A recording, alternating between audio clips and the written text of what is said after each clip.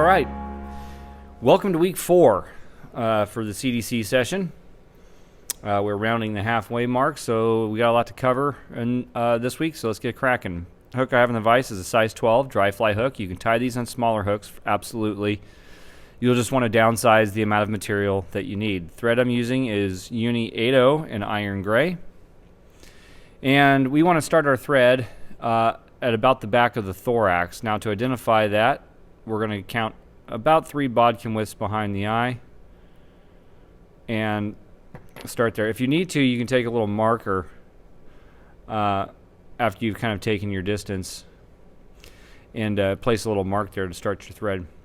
So once we've done our jam knot, we want to swing the thread underneath. This tag you want to be fairly long, 6 inches, something you can handle. It's going to be the rib for the fly.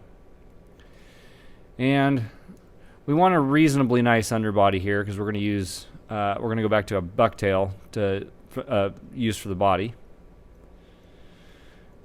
So I'm going to have nice touching turns, taking my time, coming back to the barb. And so the back half of this fly is going to be, if you've been tracking along since week 2, the back half of the fly is going to be very similar. Okay, so we have our thread base and our rib in. Next, what we're going to go to is some CDL or Coq de Leon. And what I've got here is 2 colors. You can use 1. I'm just going to go ahead and use 2 just for fun. The way I like to handle this is and it's kind of a little tricky at first, but you want to kind of get your stems lined up so that the barbs line up like this. If you pinch close enough, what you can do, if your fingers are long enough, you can actually kind of grab the stems and hold them out. And you can see how I can get it to flare open. I don't want it to flare open so much as to get the barb lengths the same. So I can grab everything, pull it off to the side, and that's just an easy way for me to handle it. Maybe you like to do something a little bit different, and that's fine, you can do that. But most of them are about the same length. It's a little more difficult to do with all this crap in my way, but I've got a couple jankety ones in there. But again, you just kind of put your stems together, hold them close. We're going to take about a 1/2 inch or so off the one side, so you've got a nice color mixture of the two. So we're just going to pinch them like this. Now these tips should be reasonably lined up. That's pretty reasonably lined up. It doesn't have to be perfect. We're going to collect them and then remove it all at one time. You can mess with this a little bit if you want to. If you got any exceptionally long ones, get rid of those. Like I said, that little maneuver can take a little bit of practice, but it's reasonably well blended together already. And you'll be able to manage your tails much easier if you learn to do that. So our tail, we want it to be the full length of the shank. So when I pinch this, I'll pinch it like this, and I'll put my pinch up to the eye so the eye covers it. I like to go a little bit past the bend. I just think mayflies traditionally have longer tails. So when I move it to the back, right on top of my thread, everything's all lined up and already in position. So you can kind of decide if you want a little shorter or a little longer. I like them a little longer, but this is up to you. You can see I'm not much longer. 1/16 of an inch or so. But I do like to add that extra little bit. Once you have your distance, you can just slide your fingers up, over, and then rest them right on top of where your thread is resting. We're going to transfer hands to our non-predominant hand and start to wrap this in.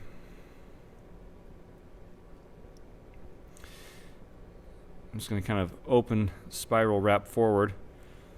Now if you have a little bit of a short distance, meaning that the back of the fly is bigger than the front of the fly, it's not too big of a deal to correct. All we're going to do is we're just going to build a little thread body right here to make up for that difference. Then once you basically have that, as you're coming back, you can really tighten down, and it should start to even out a little bit for you, because that those feathers are going to start to compress. If your tail is too flared open to what you like, pinch and hold it closed as you're doing this part, and you can usually get it to flatten out to some degree. If your tail bends down like this, let me get that rib out of the way. You just lift up on your feathers, on your tail feathers, pull them forward, place a couple of wraps directly underneath the tail, like so, and then one more coming across the top, and it should get them more in line. And that's pretty good. If you're dead set on having them perfect, you can add just a drop of glue to the front side of the thread, let it soak into just the tips. So, and when you do that, you need to hold on to this so that the glue doesn't totally leach into the feathers and compresses them too much. You want to have a little bit of fluttering going on in the back. Also, if you hold up at a slight angle, you'll let gravity do the work, and you'll get all your glue to sit right at the base. So there's some options for your tail. Okay, we've got our tail, we've got our rib. So for the body, if you watched week 2, I'm going to use bucktail. It's since we're building a dry fly, this bucktail lends itself real well to dry fly bodies. Again, I'm still kind of baffled sometimes why people don't use it more. But it works. It works fairly well. You're going to select, probably 10 fibers or so, and trim them out. We're obviously going to weed through this a little bit. We want the longer ones, so as you pinch the tips, pull all this short stuff out. If you happen to grab a long one, you can kind of restack it by slipping it in between your fingers, pinching, and sort of saving that fiber if you need to. Oh, come on. The finger will not grab that. That's all right. I've got what I need anyway. So we want all this here to be our body. And when you pinch the tip side, you want to make sure you're looking for your shortest tip, and that we're tying that in obviously past this thread point, but you also want to make sure that you get it up to reasonably close to your beginning thread wraps for your shortest fiber. Now I'm going to pinch wrap this. I'm going to pinch this right on the top side. You can actually line this up on the side or wherever you want. It doesn't matter too much. I try to keep this off the bottom just so I don't take any more of the gap than is necessary. So if you have this extra fiber down below, you're going to increase the bottom size of your diameter by this, plus the actual collecting and wrapping of the fiber itself. So it'll be basically double this. Not going to be a big deal on a 12.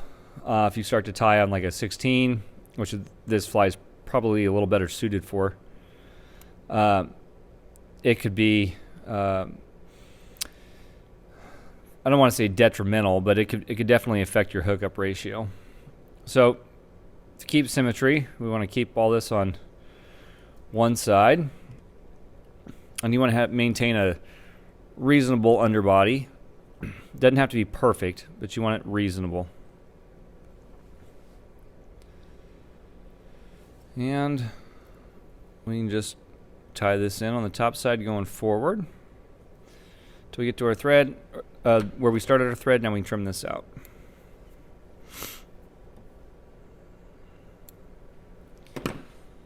Okay.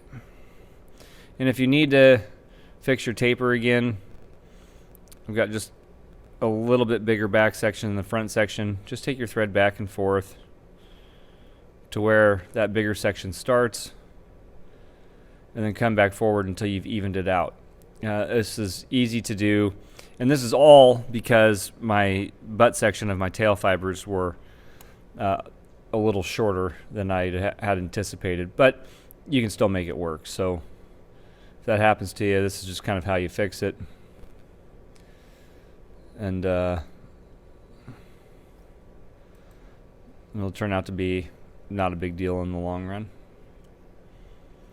Okay, now that I've kind of fixed my taper, I'm going to collect and draw these fibers up. Since the rib needs to be a true counter rib, each fiber needs to go a different direction. So one needs to come on the backside down and around, one needs to come from down and around over to the backside and up and around. Either way is fine. It just depends on the way you like to wrap your material. Just make sure you keep that in mind on which way this stuff is going. So I want to bring this up and over towards me. You want to make sure, again, like we talked about in week 2, that as you're going around, you're drawing your fibers out so they lay flat, or as flat as possible. The hardest part is just getting it around the hook point.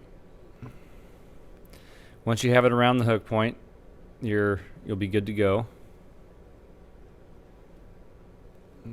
Make sure it doesn't collect too much. It won't flatten out there. Have to give it the little wiggle. Get it to flatten out. There we go. That's a little better. It's usually just the hook point that will mess with you a little bit.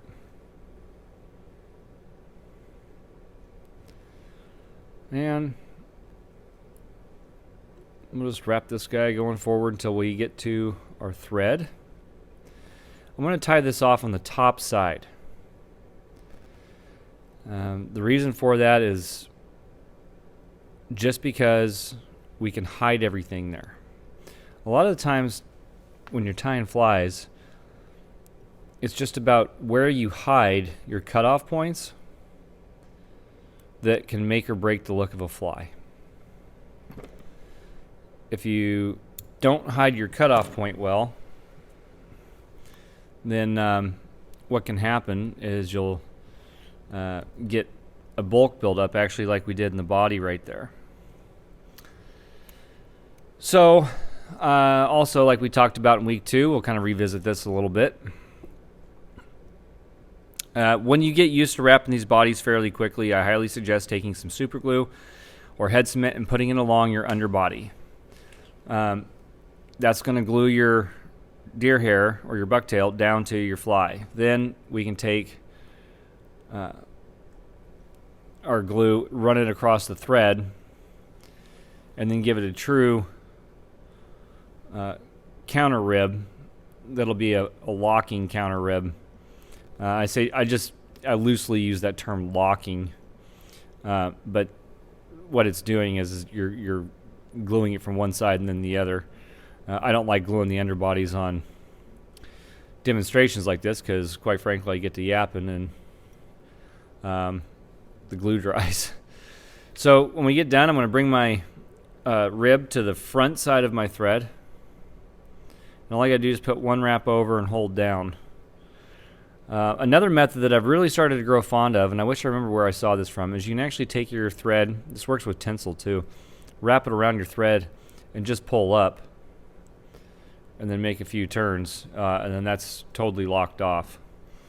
I'm starting to like that technique more and more. I watched it and I apologize. I don't remember who I saw that do that originally. But that's a really great technique. It works really well for floss on salmon flies as well.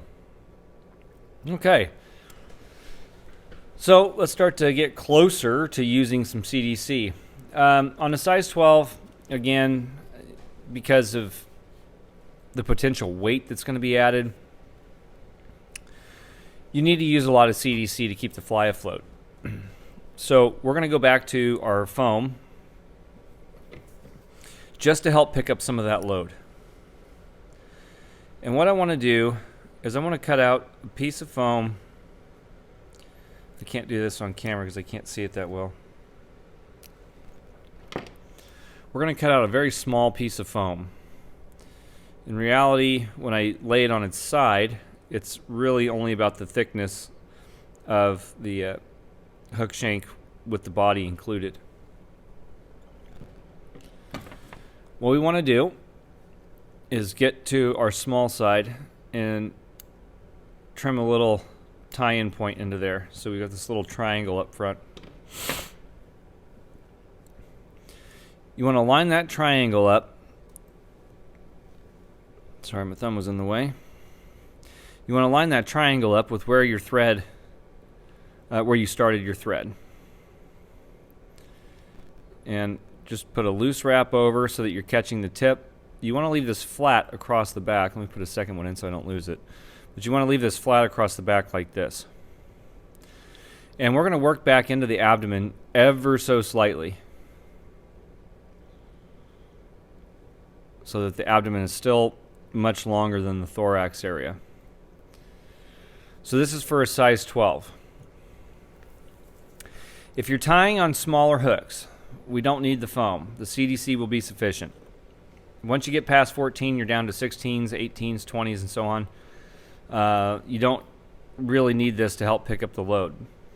I have found, though, again, that saving CDC, because it's an expensive feather, I'd rather use it than not use it to create the fly. And if I need something to help pick up the load to let the CDC perform well, foam is my go-to. You can absolutely use more CDC to do this if you choose. In this case, I'd go 3 feathers per wing, maybe 4 feathers per wing as opposed to 2. So let's talk CDC selection. So right here, what we've got is extra select, a nice big long one, and then a larger size regular feather of CDC. We're going to be working in this range right here. If you've got some of these long, big long CDC extra select feathers, this type of fly is going to be a great place to use that. Unfortunately, I've just about run out of the big long ones. I'm down to 2, and I need 4. So that's not going to work for me on this fly. So I'm going to have to go a little bit smaller route. You want to find 2 CDC feathers that are basically the same length. The stems reasonably sit well together. I was going to show you one other thing too, because sometimes, did I grab the right bunch? I found a pair that curved the same way, and I was going to show you something, because this can be a real factor as well. So sometimes you're going to get CDCs that have the stem curve. And you can absolutely use those for this, but what I suggest doing is finding 2 where the stem curvature, this isn't the pair I wanted to show you, of course. I set it down and I'm not sure what I did with it.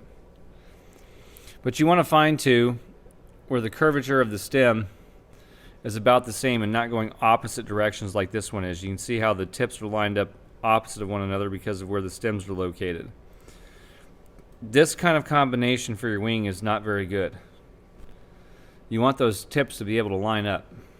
And if the tips are splitting apart, you're going to basically lose your entire wing once we put this bug together.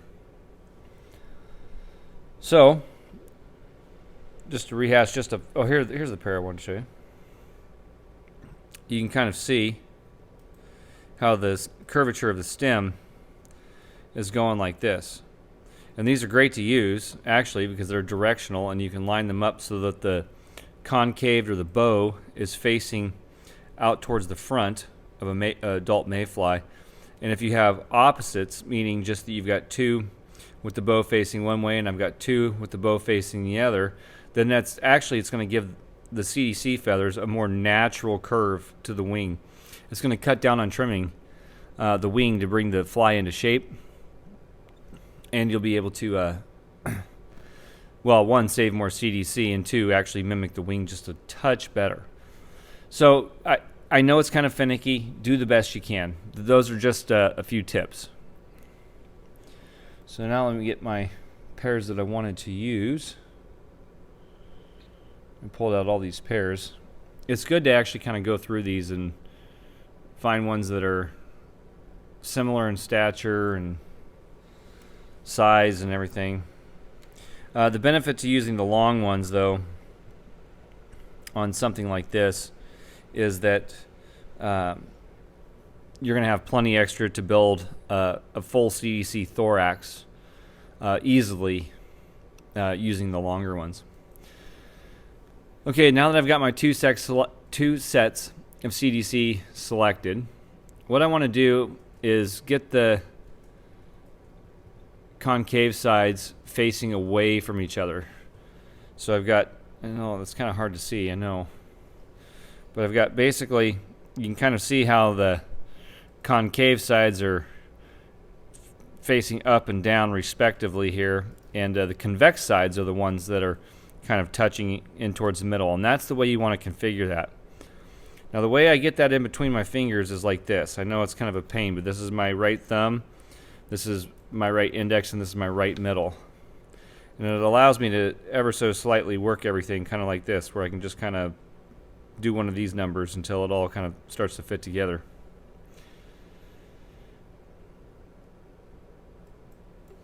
So what we want to do is if you pinch your tips of your fingers together and you push like that, it's going to line up your tips once you have the correct distance, or it's going to get them awfully darn close. Once you have that, you can actually just pinch the tips like so, and now you'll see you kind of have this Pac-Man mouth open in the back. If you want rear-facing wings, you're going to tie them in like this. I'm going to cover briefly 3 ways to set your wings. But you're going to want your wings to set like this and then split the wing case, in this case foam. So like this. And then now you can tie it in and draw your feathers towards the front to get the distance that you need. You can use the scissor method like we used last week for the nymph to get your scissors to align with where you want to go. So if you're not sure about that, go back and take a look at week 3's video. Excuse me. So what we want to do is get them lined up like this, put them in your non-predominant hand, and you want to line this up so that you've got a little bit extra room or longer than the actual body. So you can kind of look through here and you can see, I guess you can't really see, let me switch it around. You can see how I'm coming out, it may look longer than this, but it's actually only about 3/16 of an inch, 1/4 inch most, in front of the eye. And that's about what we want.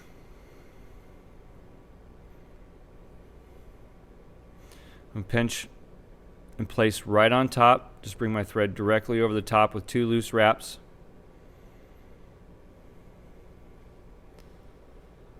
Pull and draw together.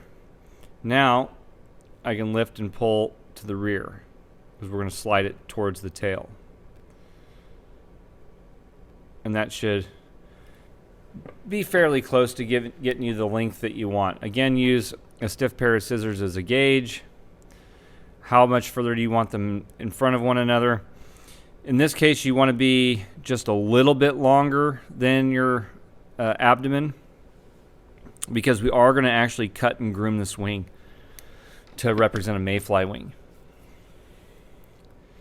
So once you have them where you want, you put a couple loose wraps in, just pull down. We can place a few wraps in going forward, and now a few wraps in going back to the back. And that should still give you about a bodkin or a bodkin width behind the eye for your wing placement. I came forward just a tad too far. I'm going to back my thread off. There we go. That's a little better. Once you have this configuration, grab, pull, make sure when you're pulling that everything is on top of the shank when you're pulling like this. You're going to bring your thread to the front, put it right behind that CDC, and we're going to start to build a wedge there. And that's going to get these feathers to start sticking up. Try to collect everything and pull it back. So now that they're up in the upright position, what this allows us to do is this is going to allow us to make either spinner wings where they're laying off to either side, or we can make upright divided wings where they're going to be more if you think of like a Adam's fly, where the wings are kind of sticking up straight directly in between the hackle. This will be similar to that. And this is a hackleless fly. I guess you could put a hackle on here if you wanted to, but that'd be up to you. Okay. So what we need to do is actually open this up, and you're going to get the two feathers that are facing right and the two tips that are facing left, and start to separate them.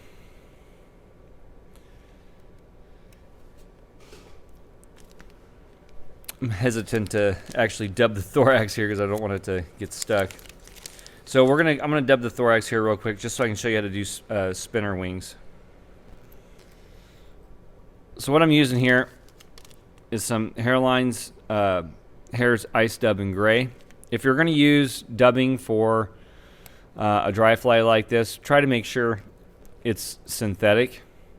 The less natural fibers that you have in here, the better as far as buoyancy is concerned. So we'll start the dubbing behind the wing, and then we can bring the wing, or I'm sorry, the dubbing in front of the wing.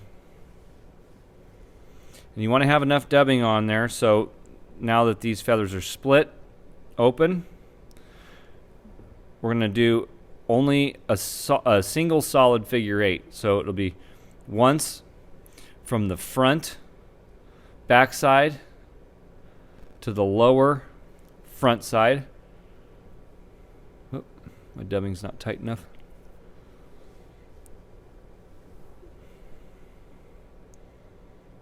Like so, and then again back forward. You want to make sure you're keeping all of your tips together. And then what that does is it's going to actually open up and splay these out like so. I know it's a little hard to see because the material gets everywhere. Now you're going to take all four of your CDC stems and bring them directly over the top loosely. And when you do that, you want to push your thumb down directly on top and then tie off. I know I'm doing this on the side. It's not going to look right, and I didn't even catch my hook. Ah, there we go. But then what it's going to do is it's going to orientate your wings like this. Get back on there. And then essentially you've got your wing orientation as a spinner or an adult that's dead. So let me undo this. So that's how you're going to do your spinner wings if you want to do spinner wings. At least it's the easiest way I've found to do CDC spinner wings without adding like a ton of wraps and thread and whatever, because there are other ways to do it. This just happens to be the easiest way that I've found. Now I'm going to try to get this dubbing off.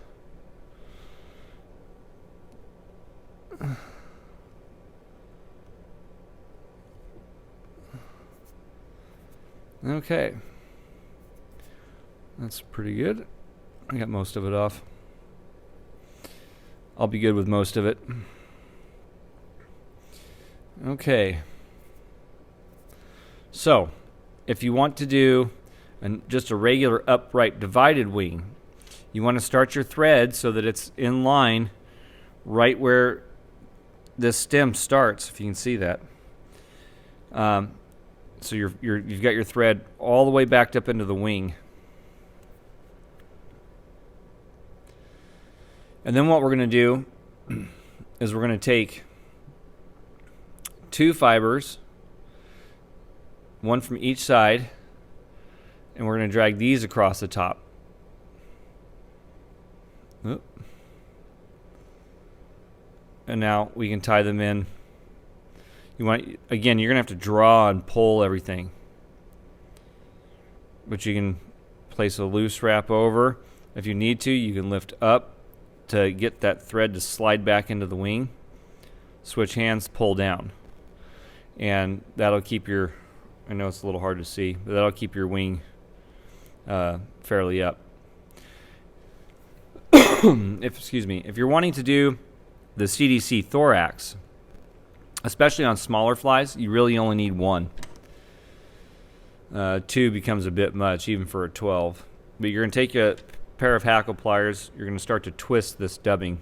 Oh, I'm sorry. You're going to start to twist the CDC to kind of turn it into a form of or style of dubbing, type of dubbing. And then we're going to place just a couple of wraps around the backside. We're going to move the wing back. You're going to hold it back so that when the stem comes over, the stem's going to lock it into place, and now you have upright and divided wings. And you want to keep twisting along the way. Having a few strands flare out is actually kind of a good thing because it's going to provide you legs. So once you've got a couple of turns, you can tie this one off. I'm going to tie this one off on the bottom side just because I've got different things going out every which direction to show you different things. And now I can bring it to the front. Now this can come out. Everything can come out. So there's what I think are the 2 easiest ways to build CDC adult wings, whether it's a spinner or a live adult.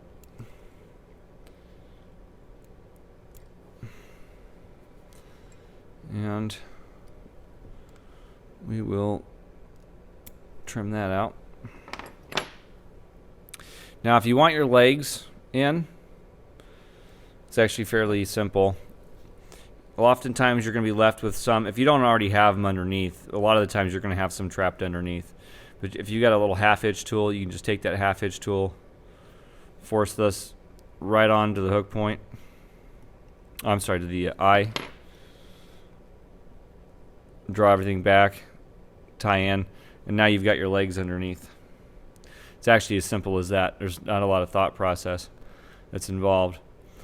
Now to get the foam in between, we're just going to literally just bring it over. Make sure it stays flat across the top, like so. The thicker the foam, the more it's going to divide the wings. So you want to be, at least keep that in mind.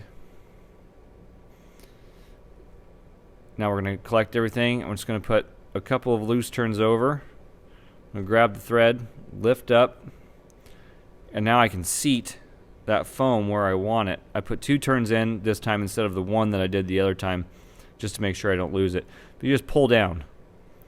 Now that foam is seated wherever it is you want it. Twist it on me a little bit. Fairly easy to fix.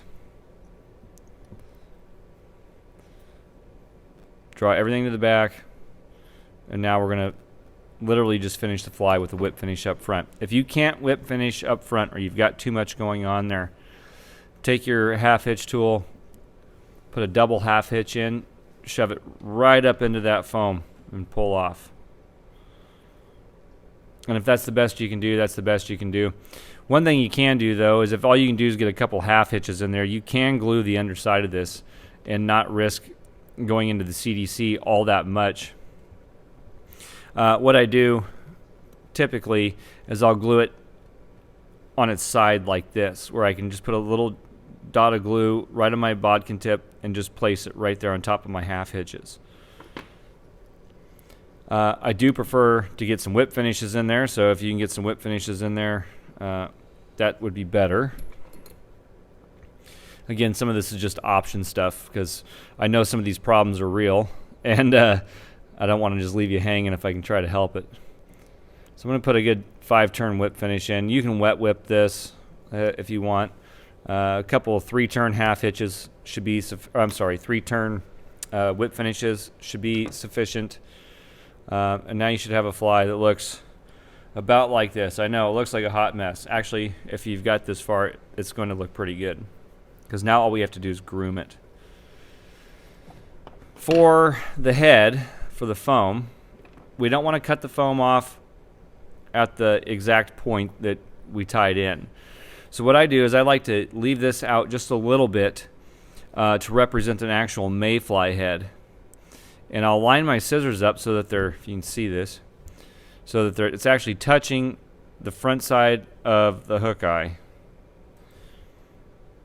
just like so, and just trim that off. Trim that one a little bit long. And you just kind of put a little head in. It doesn't have to be perfect or precise. But now we've got a wing case, we've got a little mayfly head, we've got our legs. For the legs, if you got extra long ones, if you only have 1 or 2 of them, it's okay to come in and just cut these. If you've got a bunch of them, try to use your nails. The idea is that they're all kind of staggered in different lengths.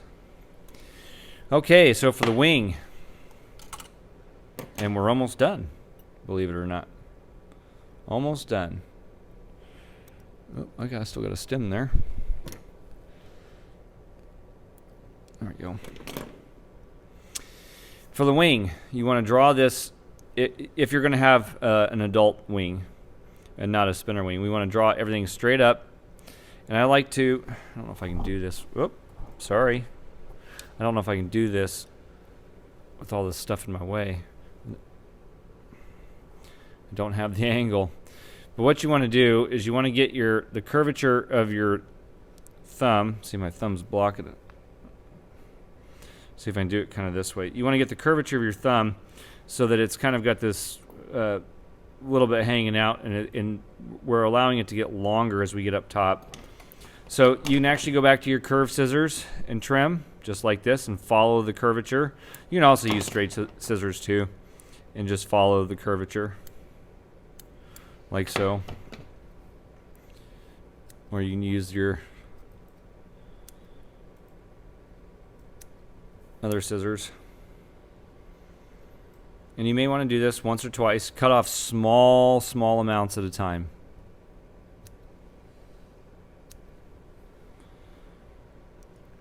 And what that does is when the feather's drawn to the back, it actually starts to form more of the shape of an actual mayfly wing, which is pretty cool. If you've got too much fuzzy underneath and you don't like it, you can just always come in and groom this as well, just by clipping it out. I mean, as some people want and or actually need flies that imitate really well. So if you need to do a little bit of trimming to get your mayfly wing, that's how you can do it and get both sides in. And so I know this may not look like one of the hottest flies on the market, but it's actually a really good representation of an adult mayfly as far as size, shape, color, profile is all concerned. So plus you get the added buoyancy of CDC. And so there you go. There's a few things for you to try out and see what works best for you, and try them all. And maybe one way works a little bit better for you than the other. And then if that's the case, then stick with that. There's no need to reinvent the wheel on everything we do. Again, I'm trying to show some option stuff for you, so that you can play around with and hopefully get your flies to look cleaner and fish well and all that good stuff. So, and that's going to do it for week 4. Really appreciate everybody that's been following along and tracking along with this series. It's been a fun series. We're gonna dive into a little bit harder fly next week. And then week 6 will be kind of the crescendo where we get fairly technical. Although the fly looks so much more complicated than it really is, I think it's going to scare a lot of people, and it shouldn't. So, but we're getting closer. So, join the conversation. Drop a comment below.